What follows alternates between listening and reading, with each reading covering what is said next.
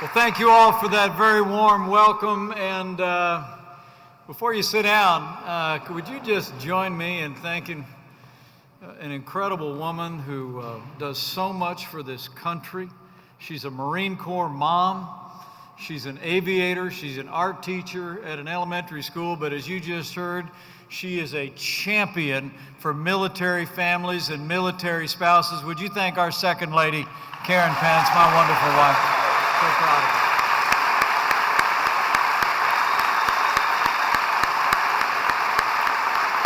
Great job. Thank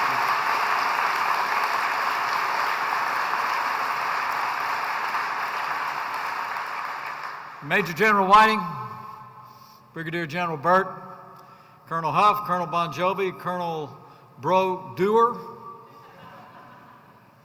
to all you extraordinary men and women who've chosen to serve in the armed forces of the United States of America, the greatest force for good in the history of the world. It is my honor to be here today at the home of the 30th Space Wing, Vandenberg Air Force Base. Thank you all.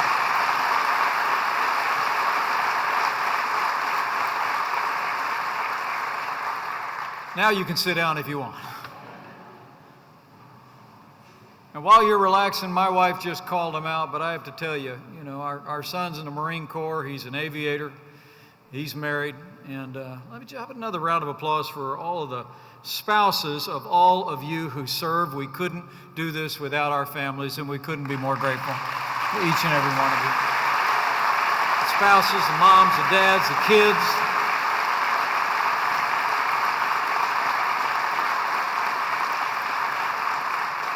We know for so many of you, you serve as a family, and we want to thank your families. We want to thank your families for the sacrifices they make. We are truly grateful. And speaking of gratitude, let me bring gratitude from a friend of mine who happens to be your commander-in-chief, who is a great champion of securing American leadership here in our country, around the world, and in the boundless expanse of space. I bring greetings and gratitude from the 45th President of the United States of America, President Donald Trump.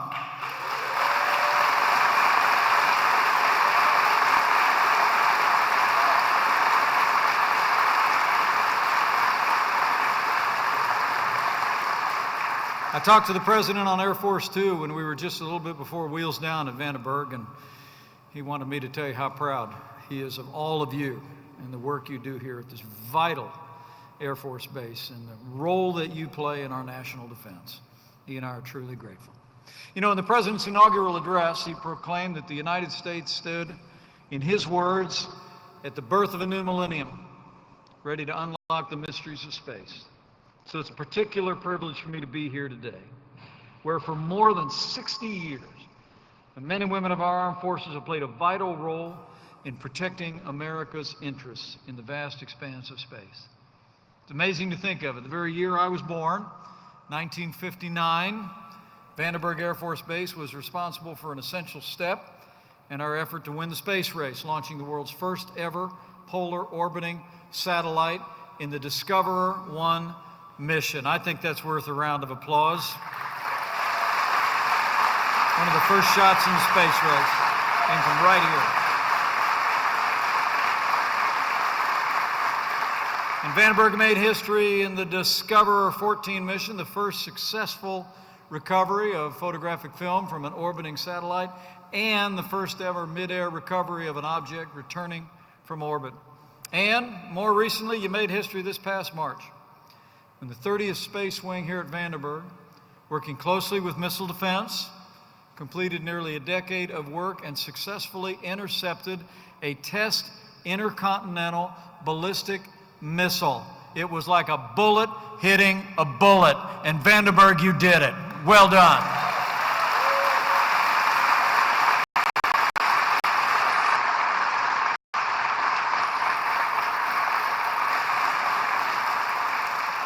General, I remember hearing about that at the White House, and we were all pleased and all impressed. In this time of widening and unknowable threats, it gives the American people and those of us privileged to serve them. Great, great confidence when we see your professionalism in the heavens above. Today, each one of you too are working closely with our commercial partners here, and you're setting the pace for America's dynamic commercial industry, modernizing our space infrastructure.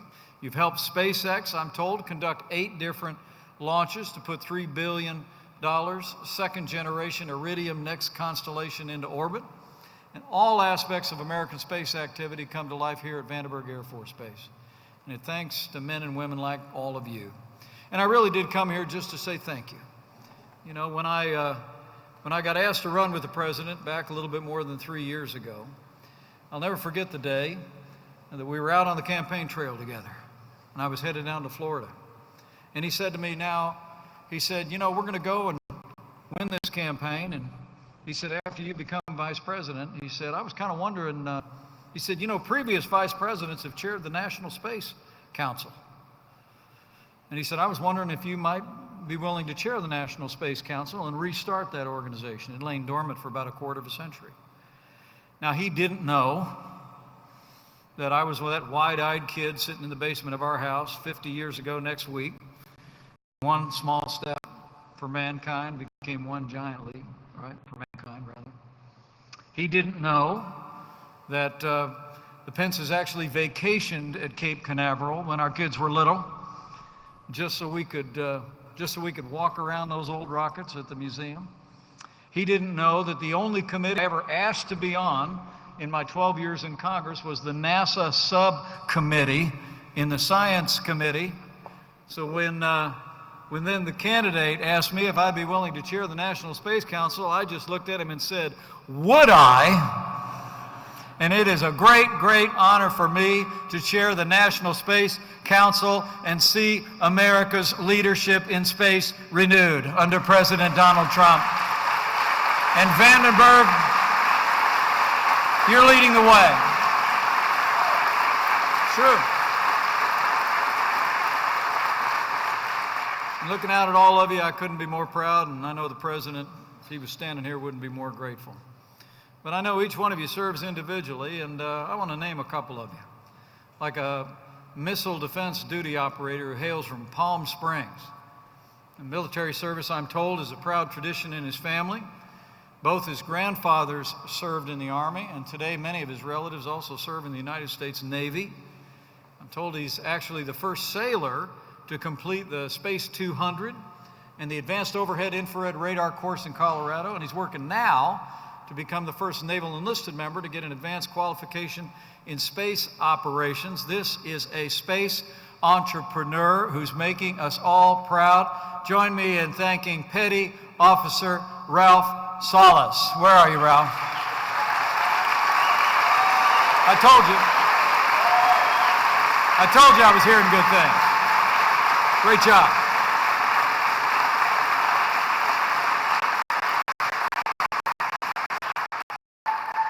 I just met Ralph in the operations center, and I said, I'm hearing good things about you, and I don't think he believed me. Proud of you. Well done. Way to lean into it. Let me also recognize another great airman. Senior Intelligence Duty Officer is with us here today. She was born, I'm told, in Riga, Latvia. And after coming to the United States, she decided to give back to the country that gave her so much by joining the United States Air Force. Today, I'm told she acts as a liaison between current operations, intelligence, and surveillance and reconnaissance division, providing real-time intelligence support to the operations floor where I just was. So join me in recognizing another great airman. First Lieutenant Katrina Hartman. Katrina, where are you? Stand up and take a bow, will you? Great job. Great job. Proud of you.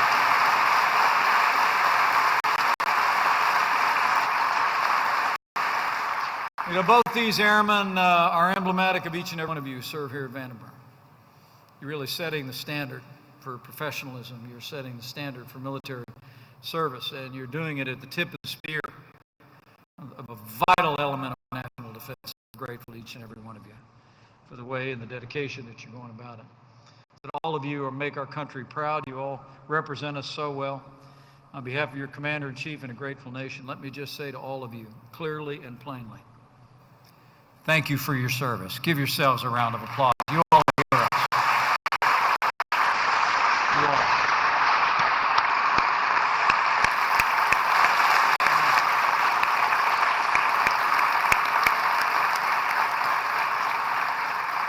And rest assured, just as Vandenberg has been at the center of American leadership in space in the years past, so too, I promise you, Vandenberg is going to be crucial to ensuring American dominance in space for decades to come.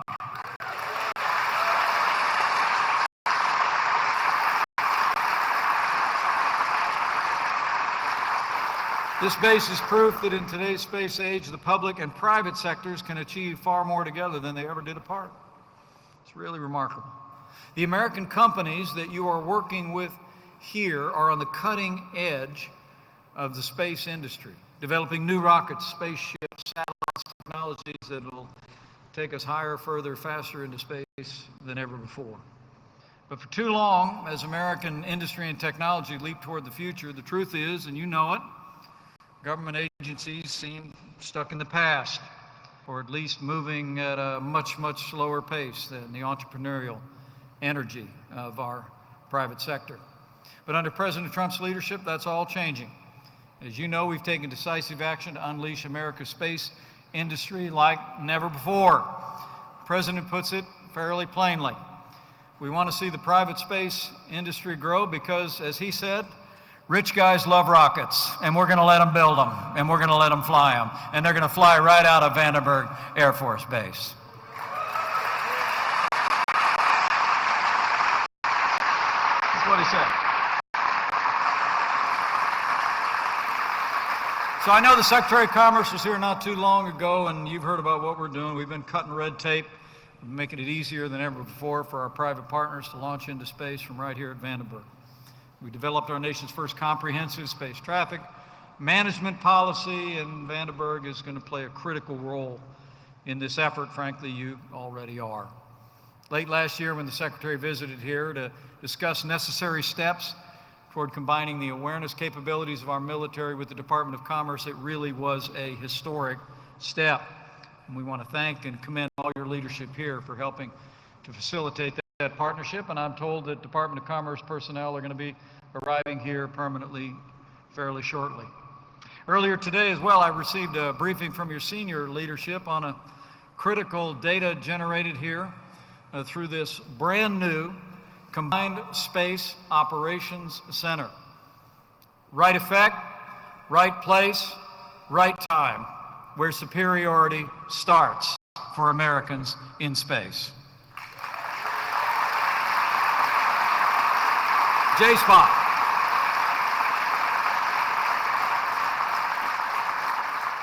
Just 1 year old, J-Spot is invaluable in our efforts to identify threats in and from space.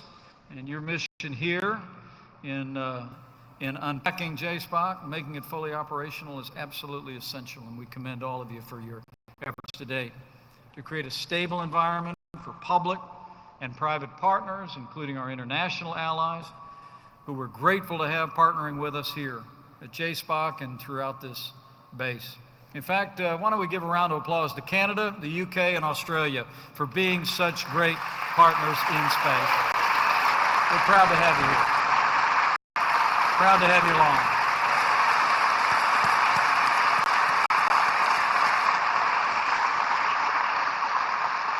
And to support combat operations of our men and women across the globe, that you make a difference as well. All of you here are making it possible the American space industry to succeed like never before. You're making it possible for our warfighters to have better information than ever before, and President Trump and I couldn't be more grateful. But as we talk about the private sector, we have to recognize, as our industries grow, as our capabilities grow, and they grow around the world, truthfully, the threats to our security grow as well. We've literally watched as nations around the world have pursued weapons to jam, to blind, to disable our navigation and communication satellites. You know all about it, through electronic attacks from the ground or surface to air. And recently, our adversaries have even been working to bring new weapons into space itself. As President Trump said in our first year in office, and as all of you at Vandenberg know well, space is a warfighting domain, just like the land and air and sea.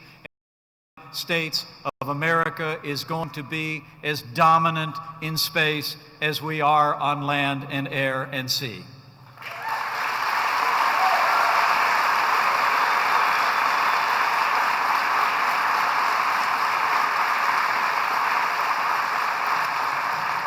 To meet these emerging threats and the challenges, the new challenges on Earth and in the heavens above in the 21st century under the President's leadership, I'm proud to report to you that we're strengthening American power, strengthening our national defense.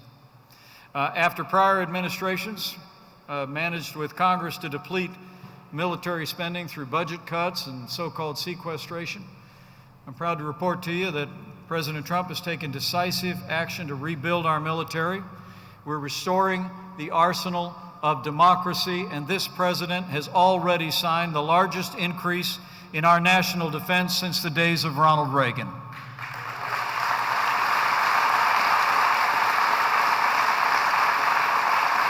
$700 billion in our first year, $716 billion in our second year. We're currently working with members of Congress to continue the pace of strengthening our military and giving you all the resources that you need to accomplish your mission and keep this country safe.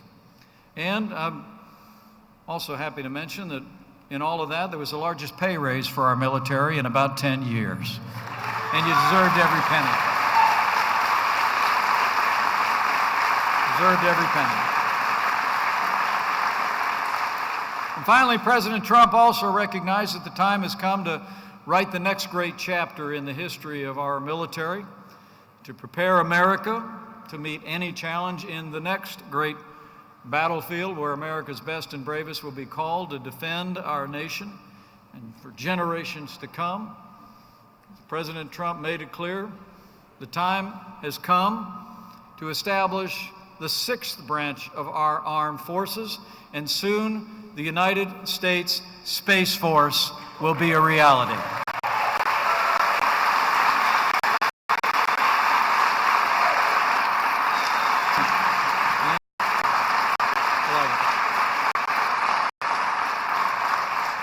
We're working with members of Congress. I'm proud to report legislation is already moving through the House and the Senate to establish the United States Space Force, and it'll soon be a reality. Our nation's armed forces have always been a vanguard of advancing American leadership beyond the bounds of Earth. And the Space Force, we believe, is the next and natural evolution of American military supremacy. And so get ready, folks. The United States Space Force is going to be here before you know it.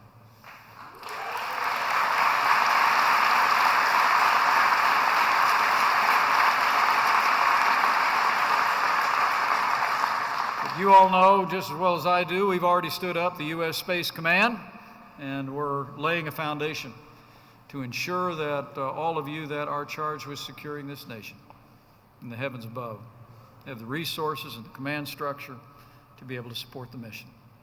It makes a lot of sense, though. The first American rockets in space were launched by the military. The first American satellites to orbit the Earth performed reconnaissance missions, and many of them were launched from right here at Vandenberg. And the next generation of Americans who will provide for our common defense in the boundless expanse of space will also be wearing the uniform of the United States, the uniform of the United States Space Force. You're the people who have made this nation secure, and will always be grateful. You know, next week is going to be a historic week. We mark the 50th anniversary of the day that Apollo 11 set down on the moon. And Neil Armstrong, with a few short steps, spoke those timeless words: one small step for man, one giant leap for mankind. It's hard to believe a half a century has gone by. But I want to promise you, as you see renewed American leadership evident here at Vandenberg Air Force Base, this president also made it clear, even just a few days ago at the Salute to America, we're going back to the moon, and then to Mars. And it's going to be Americans leading the way.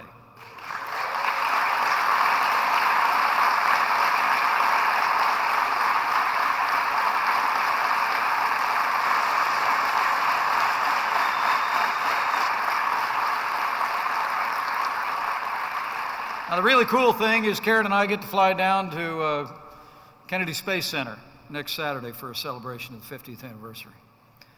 And we're going to be giving a ride to a couple former airmen, a couple former Air Force pilots by the name of Buzz Aldrin and Mike Collins.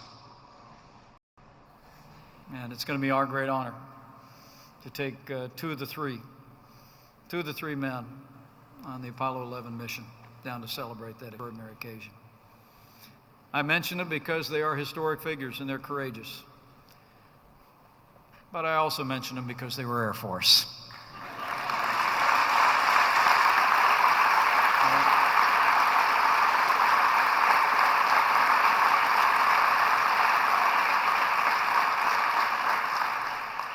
So we've got a lot to do in the present, and we've got a lot to do in the future, and you all are going to be a part of all of it. Don't doubt it for a second. And you young people wearing the uniform of the United States, serving here at Vandenberg, serving in the Air Force, keep your powder dry, keep your options open. We might need you a little bit higher up before too long. But I want to thank all of you. You know, I stand before you today, and you're the men and women that stand guard. You stand guard at the gate. You volunteered to stand watch on the highest frontier for the American people, to keep the American people safe.